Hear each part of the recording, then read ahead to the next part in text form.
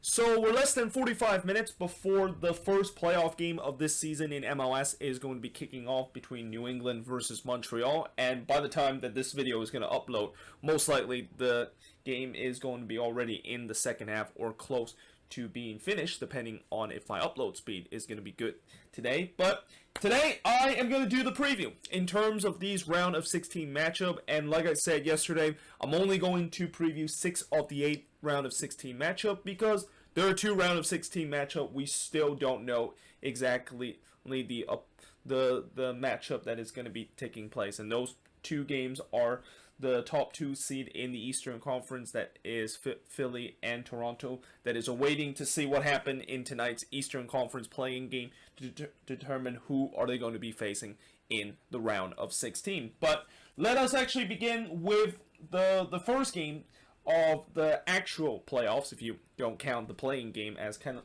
like part of this playoffs. And that, of course, is Orlando versus NYCFC. And I'll tell you what, I'm getting some MLS's back tournament vibe with this game, because this game is going to be kicking off at 12 p.m. Eastern time and 9 a.m. my time. So, yeah, I'm going to have to wake up early for this one. At least I don't have to wake up as early as 6 a.m. as some of those MLS's back tournament game had to take place. But I still have to wake up relatively early on a Saturday for a 9 a.m. game, and I believe this is, if you don't include the MLS's back tournament, this is probably the earliest kickoff in the regular season, and one of the earliest kickoff you'll see an MLS game. But this is also a game that I think I would say is probably the most underrated game in the round of 16, and a game that I don't think many people are talking about this as much as they should. I mean, if you want to look at all these games that a lot of people are talking about, it's obviously going to be LAFC versus Seattle because of the rematch of the Western Conference Final, and also the rematch of the round of 16 in the MLS's back tournament. And it's kind of deja vu all over again, the fact that they're meeting once again in the round of 16 in this playoffs. But not many people talk about how both of these teams are definitely coming into the playoffs in very good form. Orlando, of course, finished 4th in the East with an 11-8-4 record, while NYCFC, of course, finished 5th in the East with a 12-3-8 record. And in terms of the last 5 head-to-head matchup, well, there were a couple of draws in the last 5 head-to-head matchup. The last one was a 1-1 draw between both of these teams before Orlando did win 3-1 against NYCFC. That was, I think, in the quarterfinal of the MLS's back tournament. Then it was a 1-1 draw between both of these teams in the group stage of the MLS's back tournament, before it was a 2-2 draw between both of these teams, and NYCFC winning 2-0 on the road against Orlando, and I think that was last season matchup.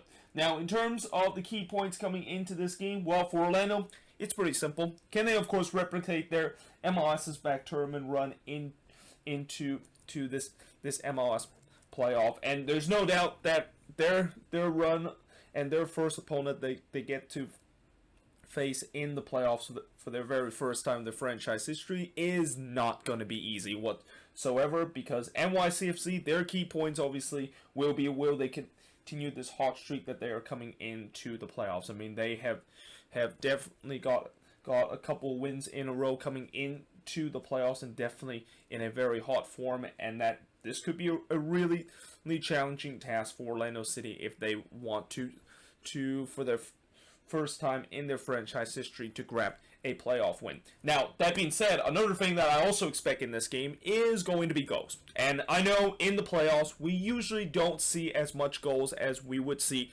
in the regular season, because in the playoffs, things gets a little bit tightened up, and that a lot of the team tends to be a little bit conservative whenever they trying to go forward on the attack, and especially when we're going with a single elimination. You don't want to be the one that give up the first goal of the game, and then you're basically going to have to chase the game for the remaining part of it. So, yeah, that is kind of the reason why a lot of these games might be a little bit low scoring, but not this one. I think this one is going to have goals, because both of these attack has been just red hot right now, and that, you know, knowing the fact that NYCFC, their defense has been kind of struggling in the last couple of games, giving up multiple goals, and Orlando City, another team that their defense, you know, in the last game they gave up 3 goals to Nashville, which, yeah, that's kind of a little bit embarrassing, giving up that many goals to a team that's not known to score goals. I think this could be a game that we're going to see goals in this one, and I won't be surprised if this is going to end 3-2, or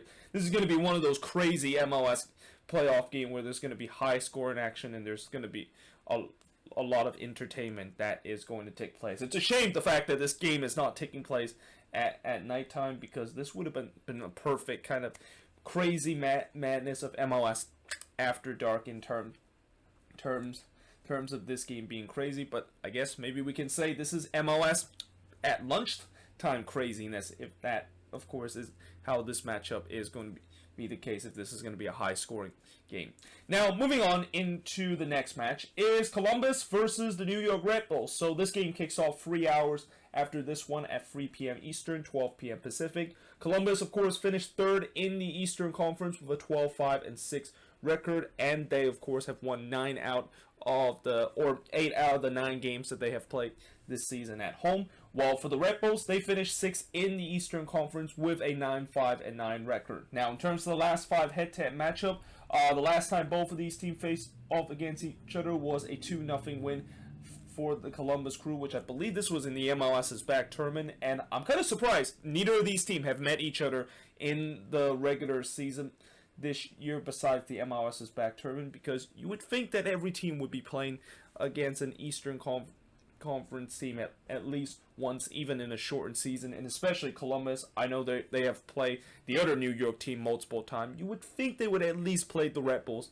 once during the regular season, but they only played them once in the MLS's back tournament, and they grabbed a 2-0 win, and that was also the game that pretty much eliminated the Redbulls in the MLS's back tournament. But before that, we have to go back to last season, where Columbus was able to win 3-2 against the Redbulls on the road. Before, it was a 1-1 draw between both of these teams. Then in the playoffs in 2018, which is the last time that they met in the playoffs, it was the Redbulls grabbing a 3-0 win in the second leg of the playoffs, while Columbus, of course, getting a 1-0 win in the first leg of the playoffs. Now, the key points in this game, and before I go to talk about Columbus, I got to talk about the Redbulls in terms of their key points. And this might be a first in MLS, but I think this might be the first time we ever see a head coach making his debut with his team in the playoffs. Like, we have seen a lot of times where when head coach make their debut, it's usually kind of in the regular season or when things are kind of falling apart. But instead, Gerhard Stuber, who I thought all this time, the reason why he hasn't been taking charge of the Redbulls is because he had some visa issue, and I thought that with this going on, most likely he's probably not going to be taking charge of this team until next season. And then, to everybody's surprise, just a couple of days ago, the Redbulls announced that he's going to take charge his first game in the playoffs. Now, as much as I know people are going to say this is crazy, the fact that you would have your head coach make his debut in probably the most important game of your season in the playoffs, I don't think this is as bad as people would say. And in some way, there is some advantage toward this, because, obviously, since a lot of these players is going to be under Gerhard Stuber instruction for the very first time, whenever you have a head coach coming in, the players, they tend to play much harder because they want to impress their boss. And I usually call that kind of the new manager kind of magic dust that's sprinkled toward the team, and that the team just play much harder so that they can impress their new boss.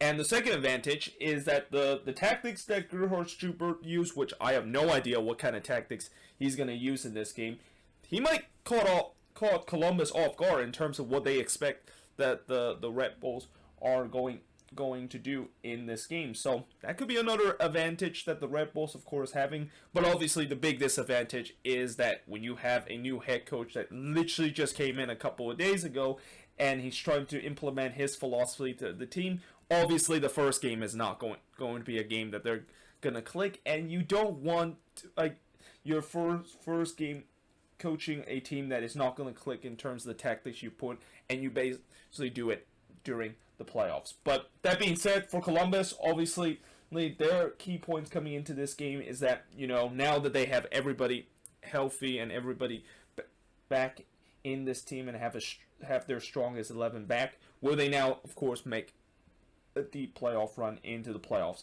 My concern with Columbus is that for the past couple of games, and especially coming into the playoffs, they're one of those teams that is kind of not coming into the playoffs with a very good form. And you usually, when you see teams that are coming into the playoffs are relatively cold, they could easily get caught out. And that this could be a perfect example of that with the Redbulls. You know, if they can, of course, caught Columbus out for being a team that's not in a good run, they could really create a little bit of an upset in this game. However, that being said, I think Columbus should be able to get enough out of this game, and that, you know, obviously this game is going to be playing at home, which this season that they have been so good at home, pretty much winning every single game except one of them. Although the slight disadvantage, I will also say, with Columbus is that they also announced that no fans is going to be in attendance in this game. And as much as I know Crew fans are not going to be happy the fact that they can't go to the stadium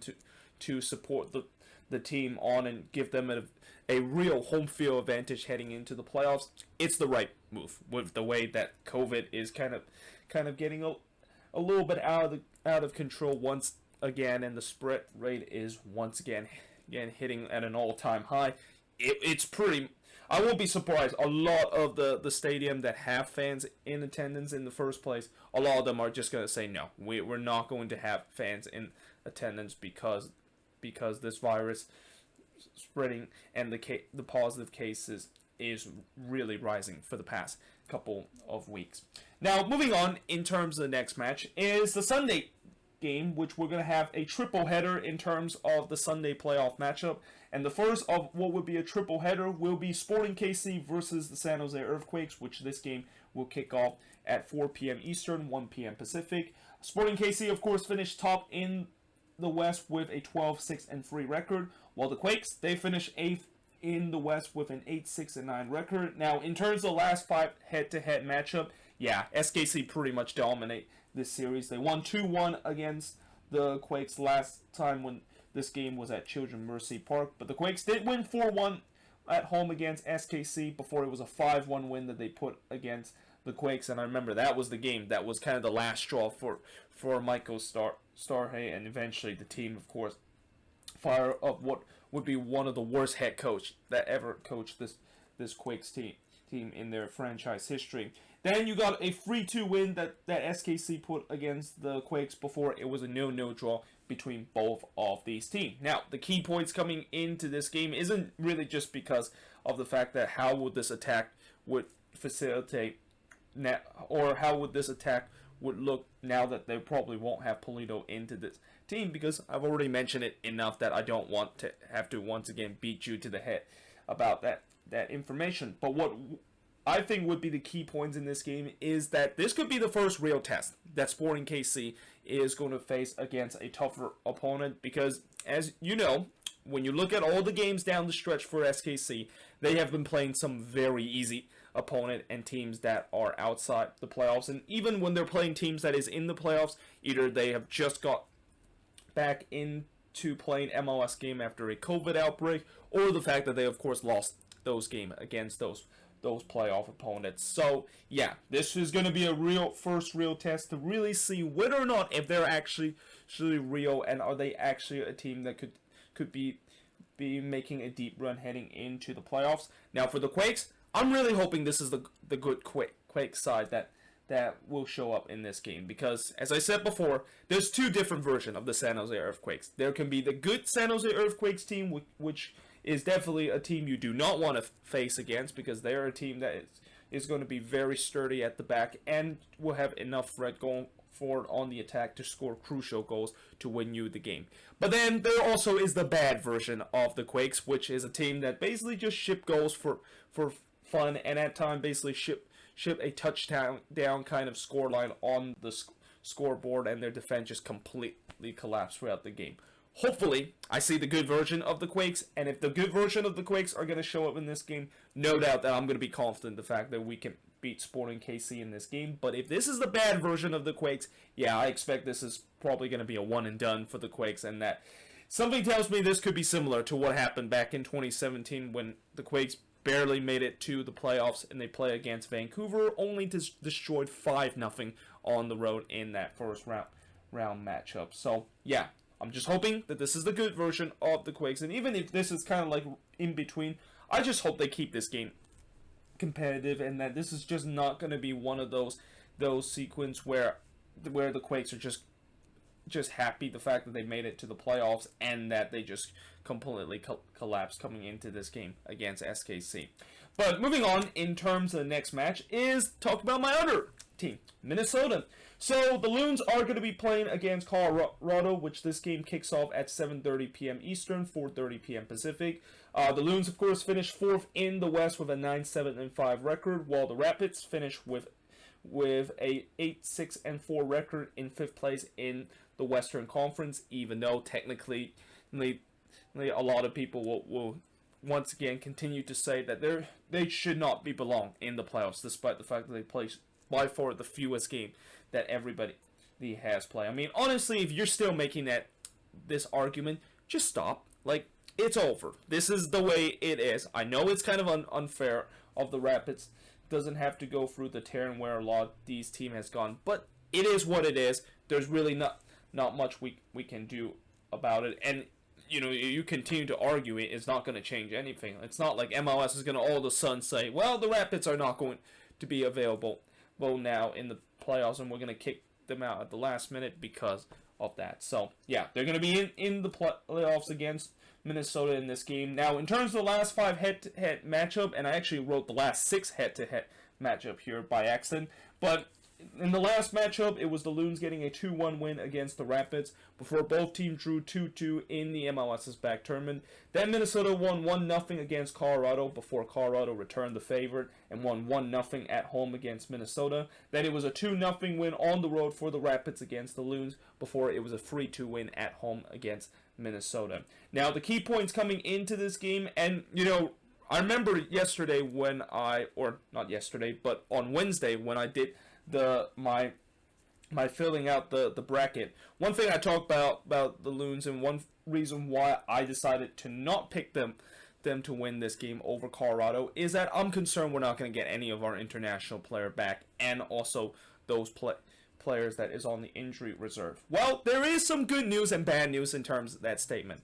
The good news is, from what I heard yesterday, it looks like the Loons are going to get back their international players. So guys like Robin Lod and Jan Gregush, they are going to be available for that game against Colorado, which is a huge boost in terms of not only our midfield, but also in terms of our attacking, and getting one of the player that has been one of our most dangerous goals scored to this team back in the lineup. But the bad news is I haven't heard anything about players that is currently on the injury reserve list and whether or not if they're going to be available. So I haven't heard anything about Ozzy Alonso, whether if he's available in this game. I haven't heard a lot about the other guys that are not really injured, but they of course might have got tested positive for COVID-19 before. That is Michael Boxall and Chase Gasper, whether or not they're available in this game. I'm assuming most likely they will, because they have pretty much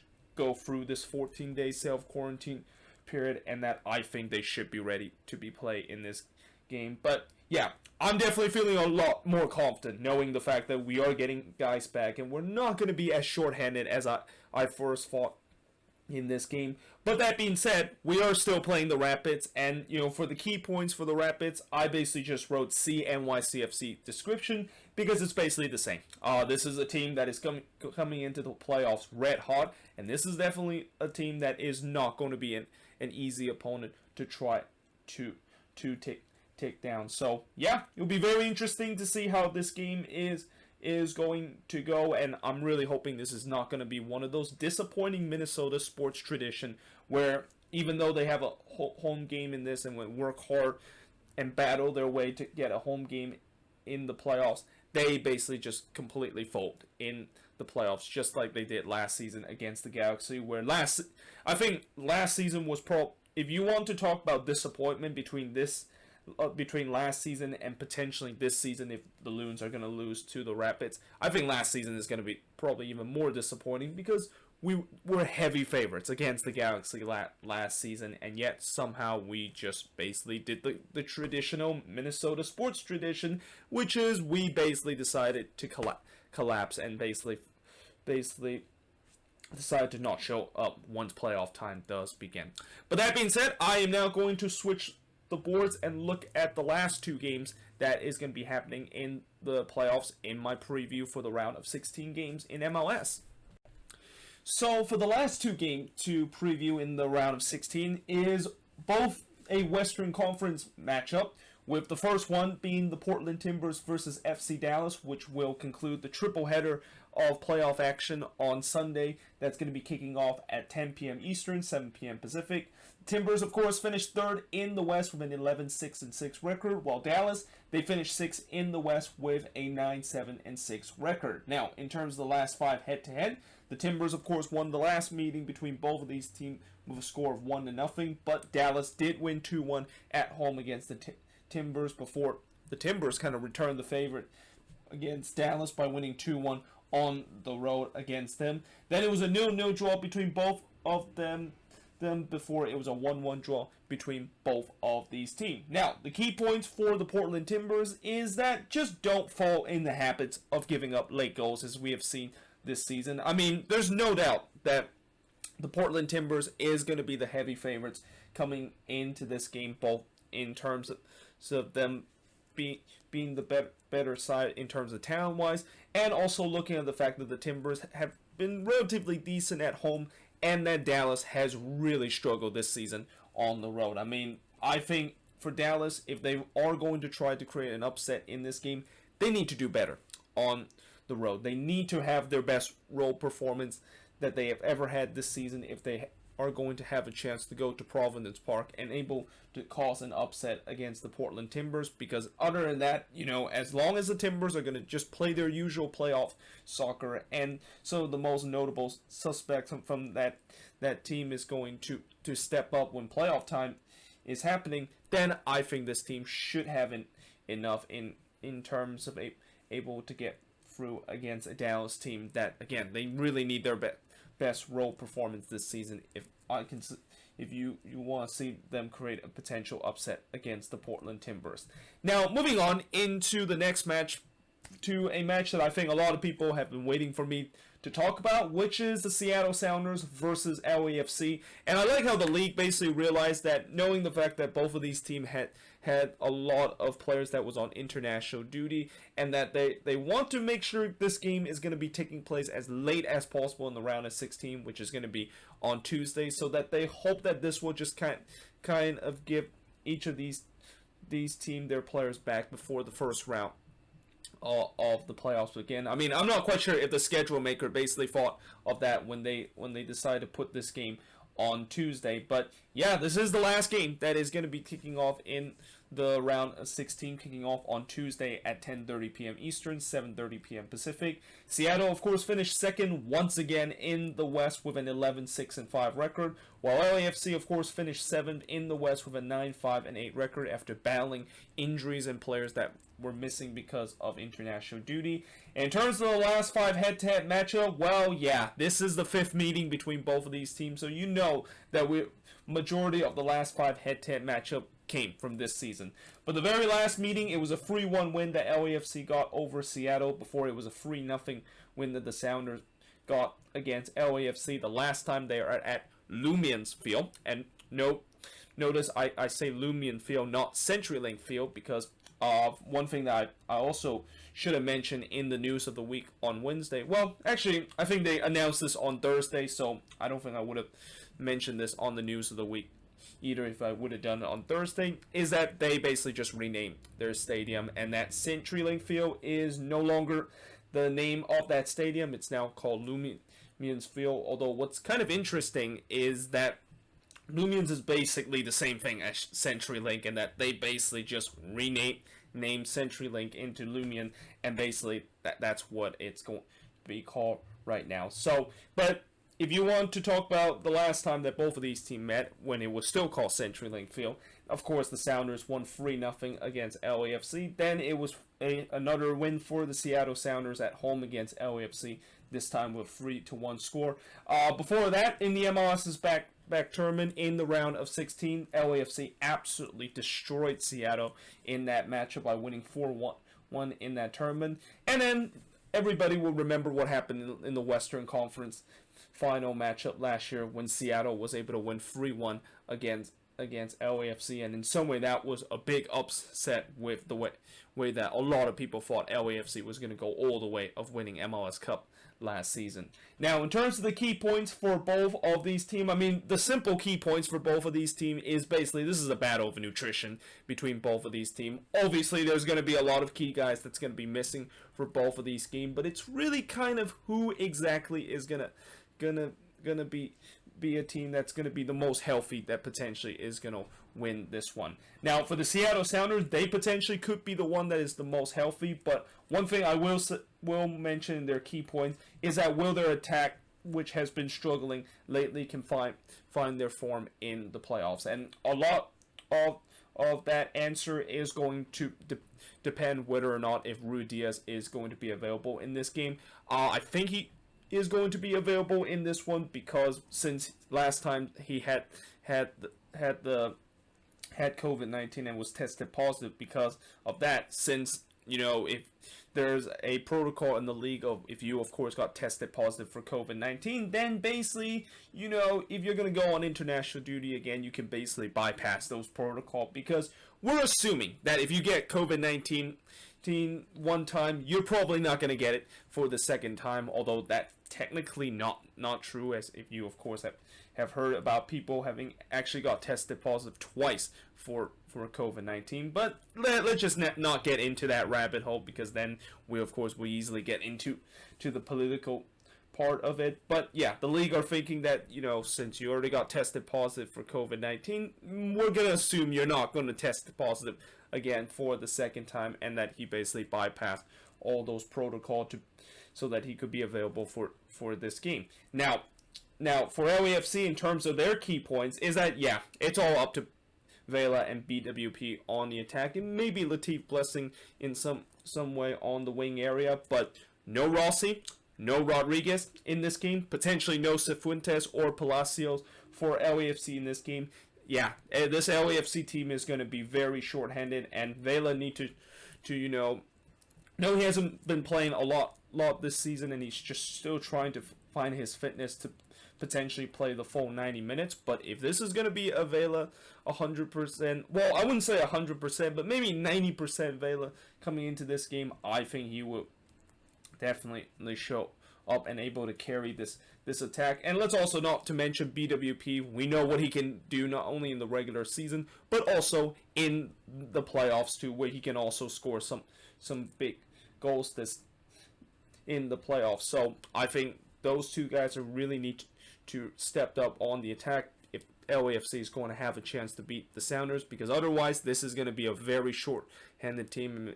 And they've done it before with a short-handed team against Seattle.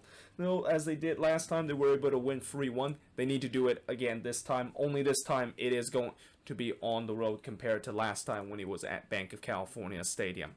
But yeah, there you have it. That is pretty much it for the preview of the round of 16 matchup. Let me know in the comments below, what do you think of these matchup? And as always, let me know in the comments below your prediction of all of these matchup. But until then, hope you guys enjoyed this video. If you do, make sure you guys leave a like, smash the subscribe button, and yeah, I of course will see you guys next time.